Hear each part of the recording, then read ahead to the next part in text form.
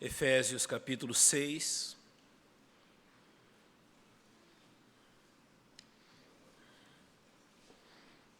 Efésios capítulo 6, a partir do verso 10.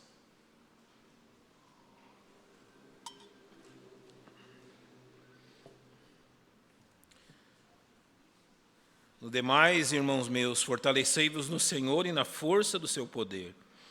Revesti-vos de toda a armadura de Deus para que possais estar firmes contra as astutas ciladas do diabo. Porque não temos que lutar contra a carne e o sangue, mas sim contra os principados, contra as potestades, contra os príncipes das trevas desse século, contra as hostes espirituais da maldade nos lugares celestiais. Portanto, tomai toda a armadura de Deus, para que possais resistir no dia mau e, havendo feito tudo, ficar firmes. Irmãos, eu creio que é realista olhar para a nossa vida e observar as lutas que temos, que não são poucas.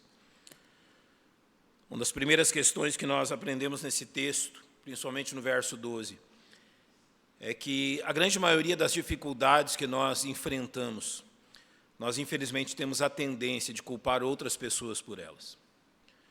Normalmente nós observamos o que acontece na nossa vida, as lutas que temos no trabalho, nos estudos, no sustento do lar, no próprio equilíbrio da nossa vida, o desejo de ter uma vida tranquila e em paz. E por vezes nós elegemos que nada disso nós alcançamos ou nada disso é possível, porque simplesmente as outras pessoas são culpadas por nós não obtermos isto. E quando nós olhamos de uma forma realista para as Escrituras, nós observamos que as reais lutas e os problemas que nós enfrentamos, em pequeníssima parte, vêm dos outros. Em pequena parte é provocada por outras pessoas. Porque realmente, de forma realista, olhando para esse assunto, nós observamos que grande parte das questões que nos tiram a paz, que nos trazem intranquilidade, que nos trazem sofrimento ou dificuldades, primeiro vem de nós mesmos. Mas o texto também alerta que essas questões também vêm de Satanás. Então, talvez nós estamos olhando, eu quero começar por isso, de uma forma errada para a vida, ao responsabilizar ou culpar pessoas pelas coisas que nos ocorrem, quando nós devíamos primeiro olhar para nós mesmos. E olhando para nós mesmos, olhar para a palavra de Deus e entender e compreender que há coisas que os nossos olhos não veem, mas são reais.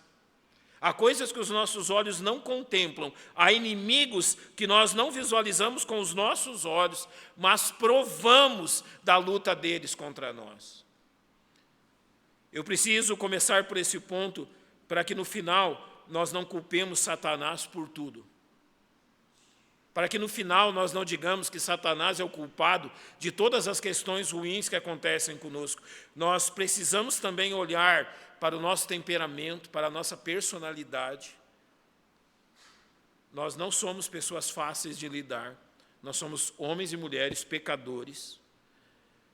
Quando nós conhecemos Jesus Cristo como nosso Salvador, uma transformação ocorre através de uma nova natureza, mas há uma luta contra a velha natureza, somos ajudados pelo Espírito Santo de Deus a vencer tudo isso, e fazemos coisas que não devíamos fazer, e falamos coisas que não devíamos falar, e agimos e reagimos às circunstâncias de uma forma que não devia ocorrer, mas ocorre.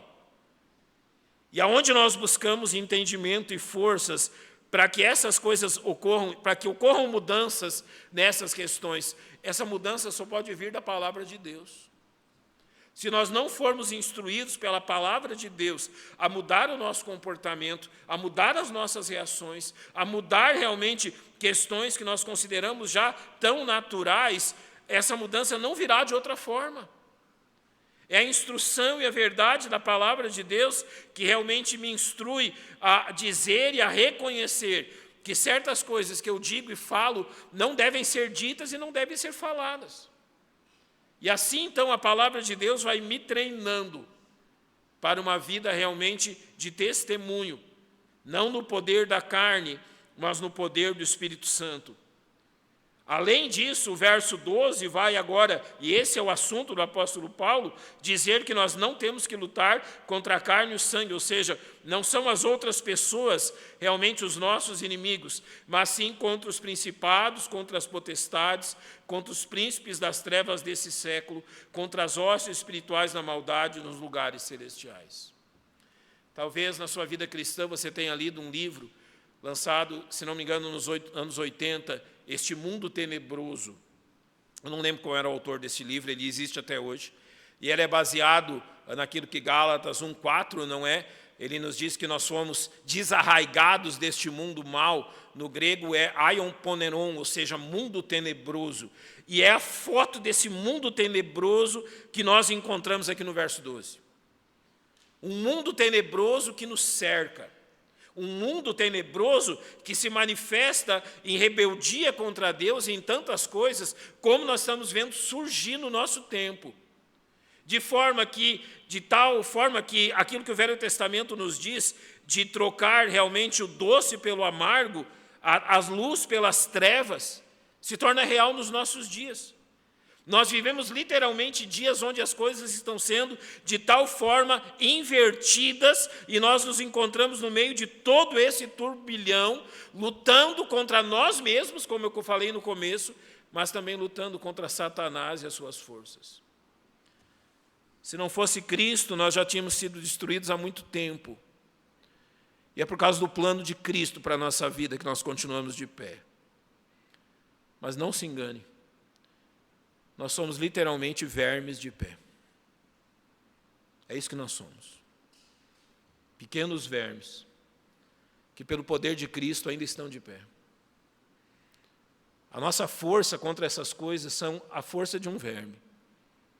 Literalmente. Nós não temos poder e nem sabedoria para lutar com aquilo que nós não vemos, mas a palavra de Deus tem. Nós não temos poder para lutar com questões que são inimagináveis, de forma inimaginável, muito maiores e poderosas do que os nossos olhos são capazes de ver. Mas a palavra de Deus tem poder para nos instruir e nos ajudar, de forma que aquilo que diz no final do verso 13 seja uma realidade para nós. E havendo feito tudo, ficar firmes. Literalmente o quê? Ficar de pé. E para ficar de pé, você precisa de Jesus Cristo e da sua palavra. Para ficar de pé e não sucumbir a essas fraquezas todas, você literalmente precisa de Cristo e da sua verdade. E eu quero, falando disso, estabelecer algumas questões bíblicas para que nós pensemos no comportamento que nós devemos ter diante disso. E a primeira questão que eu trato com os irmãos é exatamente do que é a vida cristã e do que representa a vida cristã. Eu sei que, até hoje, nós sofremos da pregação de um falso evangelho que diz que quando você vem a Cristo, quando você vem a Deus, os seus problemas somem, as suas dificuldades somem, as suas fraquezas somem, então não haverá mais doença. A teologia da prosperidade mostra isso. Não haverá mais doença, não haverá mais pobreza, não haverá mais falta de nada. Então você crê em Cristo e você descobre que isso que essa teologia ensina está muito contrário àquilo que a palavra de Deus diz. Porque desde o dia que você veio a Cristo, realmente você começou a provar de lutas e dificuldades que antes você não provava. E a razão disso é muito clara. Morto em seus delitos e pecados, você não precisava lutar contra nada disso. Mas no dia em que você veio a Cristo, a carne, o mundo e o diabo tornaram-se seus inimigos.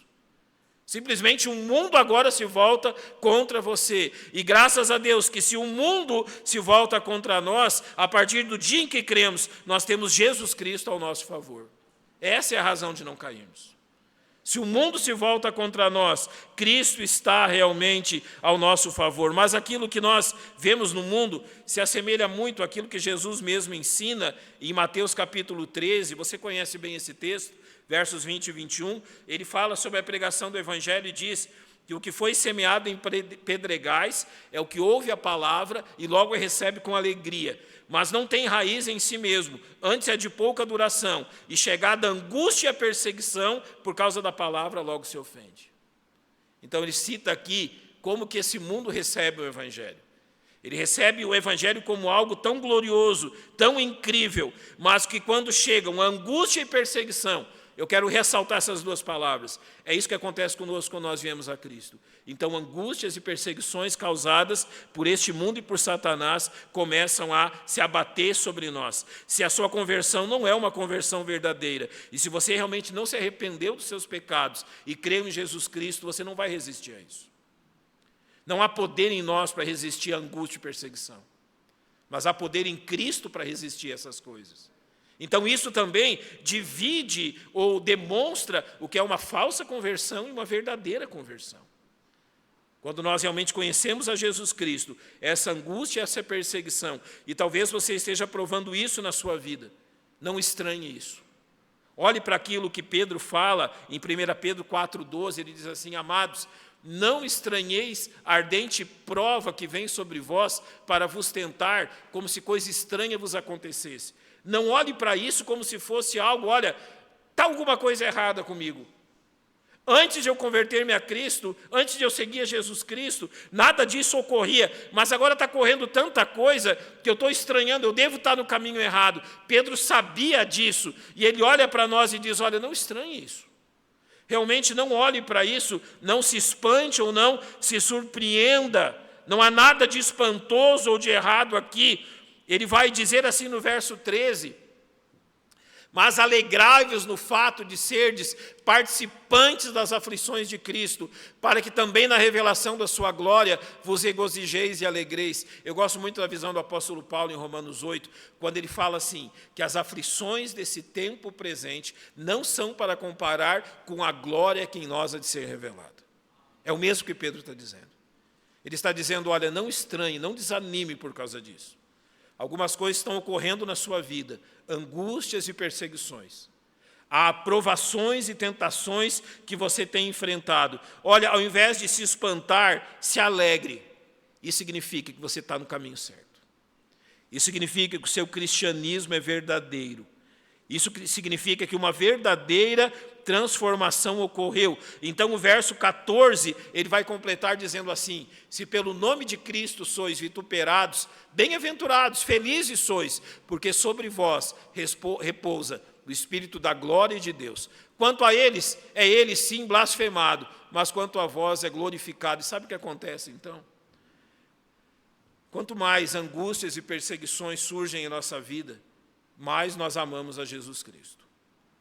Quanto mais dificuldades surgem, e lutas vão surgindo, e barreiras, e tempestades, e tudo aquilo que ocorre conosco, quanto mais isso se dá, então, mais nós nos ligamos a Jesus Cristo. Então, qual é um dos objetivos dessas angústias e perseguições?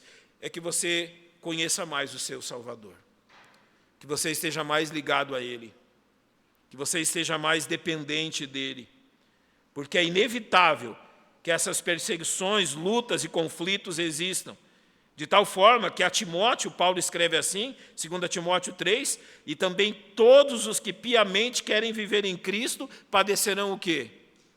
Perseguições. Ele completa no verso 13, mas os homens maus e enganadores irão de mal a pior, enganando e sendo enganados. O que você afinal prefere?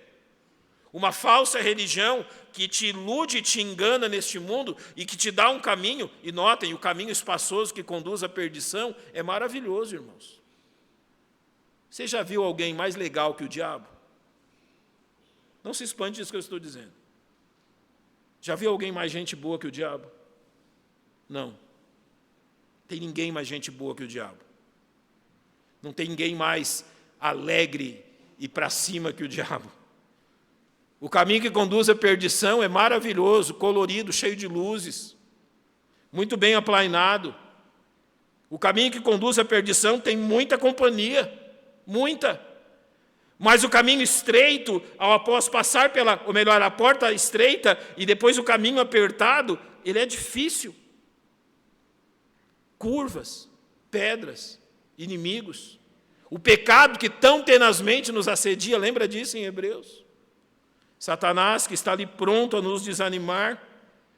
Então nós lembramos aquilo que Paulo diz em Filipenses 1, porque a vós foi concedido em relação a Cristo, não somente crer nele, mas também o quê? Padecer por ele. Vos foi concedido, foi dado realmente um prêmio, foi dado algo maravilhoso a vocês. Padecer por Cristo, tendo o mesmo combate que já em mim tendes visto, e agora ouvis estar em mim. Então eu preciso dizer algo a você aqui.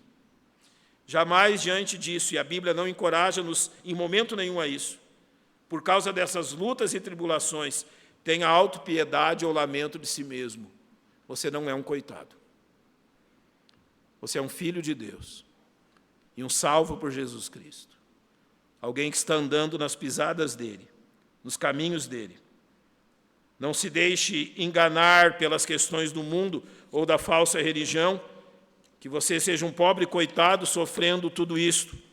Na carta aos Hebreus, no capítulo 12, o autor vai nos dizer assim: considerai, pois, aquele que suportou tais contradições dos pecadores contra si mesmo, para que não enfraqueçais, desfalecendo em vossos ânimos. A palavra considerai é exatamente isso. Olhe para Jesus Cristo, aquele que sofreu tais contradições dos pecadores contra si mesmo. Realmente considere isso. O verso 4 diz assim: ainda não resististes até o sangue combatendo contra o pecado. Para aqueles a quem primeiro foi escrito essa carta, que diversos deles já haviam sido mortos por causa do Evangelho, já eram mártires do Evangelho, o autor está dizendo: olha, muitos de vocês já morreram pela fé, vocês ainda não precisaram chegar até isso, e já vos esquecestes da exortação que argumenta convosco como filhos. Filho meu, não despreze a correção do Senhor, e não desmaies quando por eles for repreendido. Eu citei no início que nós lutamos contra a nossa carne, o pecado em nós mesmos. Eu estou falando a vocês agora que nós lutamos contra Satanás e todo o seu engodo, e agora eu estou dizendo que também uma fonte, não de desânimo, não de realmente levar-nos a desanimar, mas de confirmação da nossa fé, é que muitas das coisas que estão ocorrendo é porque Deus está nos disciplinando. Você prova da disciplina de Deus na sua vida, da correção de Deus. Porque o texto aos Hebreus diz que Deus corrige a quem ama. Então Deus fica lidando conosco. Ele já fez isso em Cristo. Na porta estreita, nós passamos sozinhos. E Ele já nos deu essa grande bênção de sermos salvos em Cristo. Passamos pela porta estreita. Agora estamos andando no caminho apertado. E Ele está nos ensinando. Ele nos tirou da esfera do pecado. Ele nos tirou do mundo do pecado. E hoje, então, pela sua disciplina, Ele está tirando o pecado de dentro do nosso coração. Isso não é fácil.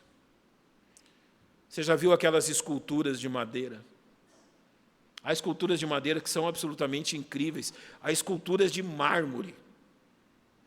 A gente vê esculturas de gesso, disso, daquilo, mas alguém fazia esculturas em mármore. Aqui no Brasil é mais comum esculturas em madeira. Se a madeira fosse viva, o formão, tirando defeitos, a lima que esfrega, se a madeira fosse viva, ela reclamaria de muito disso, não é? A dor pelo uso do formão, a dor pelo uso da lima, da lixa. Pois é isso que acontece conosco. Deus está nos limando, usando o formão aqui, usando o formão ali, a lixa aqui, a lixa ali, e Ele tem um grande objetivo: transformar-nos à imagem de Cristo. Tudo isso está ocorrendo. Tudo isso do pecado que em nós age, das questões de Satanás contra nós, de Deus nos corrigindo e nos ajudando, e diante de tudo isso, nós precisamos dizer assim: não se apavore. Não perca a calma. O texto que nós lemos em Efésios diz: fique firme. Fica firme diante de tudo isso aí. Não desanima, não. Fica firme diante de tudo isso que está acontecendo. Fica firme diante de todas essas coisas que estão ocorrendo. Ao dizer fica firme, nós não estamos ignorando o poder do pecado, nem o poder de Satanás, não estamos ignorando o amor de Deus por nós, e ao olharmos para aquilo que Satanás, por exemplo, tem realizado contra nós, nós vamos ver que a mesma palavra é dita, por exemplo, em 1 Pedro 5, 8 e 9, o verso 8 diz: sede sóbrios, vigiai, porque o diabo, vosso adversário, anda em derredor, como leão bramando, buscando a quem possa tragar, ao qual resistir como? Firmes na fé. Fique firme. É isso que o texto está dizendo. Mantenha-se no seu lugar. Há uma promessa preciosa em Tiago 4,7. Sujeitai-vos, pois, a Deus, resisti ao diabo e ele fugirá de vós. Então, não se apavore, nem se espante. É a firmeza que deve caracterizar as nossas vidas diante de tudo isso. Eu falei que nós não passamos de vermes, não é, nessa luta toda. Vermes oram, dobram os joelhos, confiam em Deus, colocam essas questões diante de Deus, e ao invés de se apavorarem e fugirem, espantados, não, eles permanecem firmes, porque eles sabem quem está ao lado deles. Eu acho que eu cantei quarta-feira no especial aquele hino que fala Cristo valerá. Você sabe o que significa Cristo valerá? Em algumas expressões antigas, e algumas pessoas antigas usavam muito isso, diante de uma dificuldade, eles falavam assim: valei-me, Senhor Jesus. Você já ouviu alguém dizer isso? Eu já ouvi mais de uma vez. O que é valei-me? O que é Cristo valerá? Ou seja, Senhor, manifesta o teu poder em prol da minha vida. Você já orou assim? Você já pediu em momentos de fraqueza e dificuldade, quando a sua mente parece tão nublada por tantos pensamentos e há tantos problemas externos, e você que vê que precisa mudar tanta coisa, o que você faz, afinal? Não há outra coisa a fazer a não ser aclamar pelo poder do nosso Salvador. Quando nós reconhecemos quem somos e quem Ele é, a paz inunda o nosso coração quando Cristo está conosco no barco. Clamamos por Ele, clamamos pela sua ajuda e pelo seu poder. E por isso, então, a segunda questão nos leva a entender algo que é muito importante para nós nessa questão. Diante de todas essas lutas, você não pode ser um soldado indeciso. Não dá para ser indeciso no meio de uma circunstância como essa. Não dá para ser realmente alguém incerto. Não dá para se esquecer de quem somos. Não dá para viver na indecisão. Afinal, de quem eu sou, para onde eu estou indo, o que eu estou fazendo. Em Marcos 12:30, o nosso Senhor diz qual é a forma que devemos segui-lo. Amarás, pois, ao Senhor teu Deus, olha o que Ele diz, de todo o teu coração, de toda a tua alma, de todo o teu entendimento, de todas as tuas forças. O que isso revela? Que você se entregou para Cristo e para o cristianismo de corpo inteiro, meu irmão. Você deu um passo em direção a Cristo e você levou tudo que você tem. Você deu um passo de fé em direção a Jesus Cristo e você não deixou nada disso de fora. Você foi a Cristo para ser salvo e você levou sua mente, seu coração, sua alma, suas forças e tudo que você tem. Você pode ser qualquer coisa, você pode não ser alguém perfeito, mas você não pode ser alguém indeciso. Não pode. Ele diz que devemos amar a Deus dessa forma, com tudo o que temos. Paulo vai usar um exemplo disso, em Filipenses 3, ele vai dizer uma coisa, mas uma coisa faço, e é que esquecendo-me das coisas que atrás ficam, e avançando para que estão diante de mim, eu prossigo para o alvo, pelo prêmio da soberana vocação de Deus em Jesus Cristo. O que faz alguém que realmente está firme no Senhor? Ele continua progredindo, ele continua realmente em frente. Eu prossigo para o alvo, para aquilo que Cristo realmente ganhou a minha vida. Ele comprou o meu corpo, Ele comprou a minha alma pelo seu sacrifício na cruz. Então não há outra coisa a fazer a não ser seguir em frente. Não há outro rumo. Não há outra coisa que você possa realizar na sua vida cristã a não ser progredir. Progresso.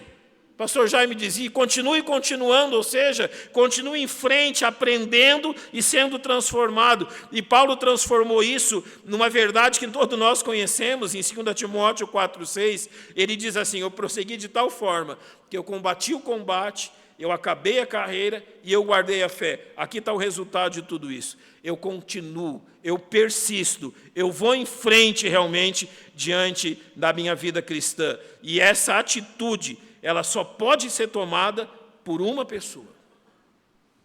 Qual é a grande questão agora que se abate sobre nós? Você jamais vai ser um crente decidido que prossegue em frente, se você não tem plena certeza da sua salvação. Por que essa igreja fala tanto de salvação? Por que essa igreja prega a salvação e fala sobre a certeza da salvação e sobre as questões que envolvem a salvação? Porque progredir, prosseguir, não ser indeciso, só pode ser uma atitude tomada por alguém que tem a mais absoluta certeza que é um salvo em Jesus Cristo. Aquela pergunta que a gente faz no final do culto: se você morrer hoje, para onde vai a sua alma? Como é que você responde? Sabe, eu não estou falando de segurança e de sensação de segurança. Muitos de nós, irmãos, infelizmente, passam pela vida como se a vida fosse um mar bravio. Eu nunca andei num navio, mas eu imagino um navio em alto mar pegando uma tempestade. Não deve ser algo muito ali legal. O navio, vamos falar, talvez o navio não, mas talvez você já tenha enfrentado turbulência em avião, não é? Eu ouvi um homem uma vez dizer para mim assim, que na hora da turbulência do avião não existem ateus. É mais ou menos por aí. Todo mundo clama por Deus na hora do desespero. Se você viu essa semana, teve um avião que passou por uma turbulência, mais de 30 pessoas saíram feridas, não é? Literalmente joga a pessoa no teto. O avião caiu mais de 400 metros na sua rota por causa dessa turbulência. A vida de alguns de nós é assim. Você não está lá, e aconteceu uma vez comigo, numa viagem para ver a minha mãe, lá no Rio Grande do Sul, que eu lembro que tinha 2 pilotos que acompanharam nós na viagem, eles estavam indo também, e eles foram ali com os passageiros, e um deles sentou bem no meu lado. E o avião começou a balançar, balançar, balançar, balançar, e quase que eu virei para ele e falei assim: moço, você não vai lá ajudar, não? Não vai lá dar uma força, não? Mas quando eu virei para ele, ele estava tão tranquilo, né? Ele era bem novinho, mas o da frente era um piloto bem experiente, cabelo branco. Eles estavam conversando e tomando o cafezinho deles tão normalmente que eu disse: olha, realmente é verdade. Uma coisa é estar em segurança, outra coisa é ter sensação de segurança. Alguns de nós passam pela vida como se fosse uma eterna turbulência. A gente simplesmente não se sente seguro. Mas sabe qual é a grande questão? A Bíblia não diz que você precisa se sentir seguro para estar seguro. Você está seguro em Cristo.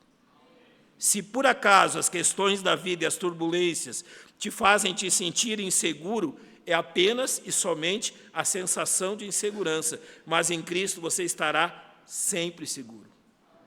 Você nunca estará em perigo. Por isso, a absoluta certeza da salvação é aquilo que nos faz seguir em frente. Paulo, em Romanos 7, ele completa aquilo que ele disse sobre a situação do homem, e ele se vira e diz: miserável homem que sou, quem me livrará do corpo desta morte, ou seja, dessas fraquezas? Quem vai me livrar de tanta fraqueza que eu sinto em mim? Então o verso 25 diz: dou graças a Deus por Jesus Cristo nosso Senhor, assim que eu mesmo, com entendimento, sirvo a lei de Deus, mas com a carne a lei do pecado, ou seja, a minha carne, a minha mente, o meu coração são fracos, mas o meu Deus é forte. As coisas em mim são fracas, eu não passo de um verme, mas o meu Deus tem todo o poder e sabe todas as coisas. Então, o que nós temos que olhar diante desse progredir, desse realmente seguir em frente, são 3 questões que eu creio devem analisar a nossa mente e o nosso coração. Sinceramente, meu irmão, falando dessas lutas e dessas dificuldades, você está satisfeito com a vida que Deus tem lhe dado? Você está olhando para tudo isso. São as lutas de dentro, as lutas de fora, a disciplina de Deus. Você está satisfeito com quem você é hoje? E talvez você queira responder sim, eu estou muito satisfeito. Isso é bom. Mas talvez a melhor resposta seria não. Eu não estou satisfeito. Porque eu ainda posso chegar muito mais longe do que cheguei hoje. Eu posso ir muito além da onde eu fui até hoje. O meu cristianismo pode ser muito mais real do que foi até hoje. A minha vida com Cristo pode ser muito mais profunda do que foi até hoje. Você está satisfeito com aquilo que você já alcançou em Cristo? Você já está satisfeito com o seu cristianismo e diz: até aqui está bom, não preciso ir além, eu sou um cristão que vou à igreja, eu sou um bom dizimista, faço a promessa de fé, eu leio a Bíblia e oro, e eu acho que até aqui onde progredi está bom. Você está satisfeito com isso? Não deveria. Cristo é tão grandioso e maravilhoso que nós jamais vamos estar satisfeitos daquilo que nós já alcançamos. Paulo era assim. Aqueles que prosseguem diante na sua vida cristã e ficam firmes, eles jamais estarão satisfeitos com o ponto até onde eles chegaram. Eu tenho um amigo que hoje está no céu, em torno de 60 anos mais velho do que eu, quando ele estava ainda vivo. Ele já tinha 96 anos quando ele me disse isso. Um dia eu fazia questão de visitá-lo, era um pastor já jubilado, e um dia eu estava com ele e ele disse assim: Fabiano, eu estou aprendendo a adorar a Deus por quem Ele é e não só por aquilo que Ele faz por mim. E eu fiquei pensando naquela frase. Como é que é? Ele repetiu para mim: olha, eu estou aprendendo a adorar a Deus não só pelas bênçãos que Ele me dá, mas pelo Deus grandioso que Ele é. Então ele estava aprendendo a agradecer a Deus, não só pelas bênçãos de cada dia, mas realmente a personalidade, o caráter de Deus. Deus estava se tornando tão real para ele, que ele disse: olha, eu estou aprendendo a adorar a Deus, porque eu estou conhecendo a cada dia mais um Deus que é absolutamente incrível. Algum tempo depois ele partiu. E eu creio que hoje o coração dele está satisfeito com isso. Ele está aprendendo a reconhecer quem é Deus. Todos nós, é a segunda questão, devemos progredir no conhecimento do nosso Deus. Meu irmão, não considere que a sua vida cristã já chegou num limite que você não precisa de mais nada. Vá em frente. Aprenda mais sobre Deus. Aprenda mais na sua vida de oração. Aprenda mais das Escrituras. Aprenda mais a reconhecer a mão de Deus agindo em sua vida, assim como aprenda mais a saber quais são as astutas ciladas do diabo. Aprenda mais sobre realmente as armadilhas que ele coloca diante de você. Aprenda sobre você mesmo e como ele pega realmente você nas suas fraquezas. Reconheça quem você é e reconheça o quão grande é o Salvador a quem você serve. Dessa forma, realmente, a melhor visão, a melhor descrição de um cristão que nós encontramos no Testamento, que é aquilo que Paulo fala nessa carta aos Efésios, ela vai ser realidade a respeito de nós. São apenas 5 coisas.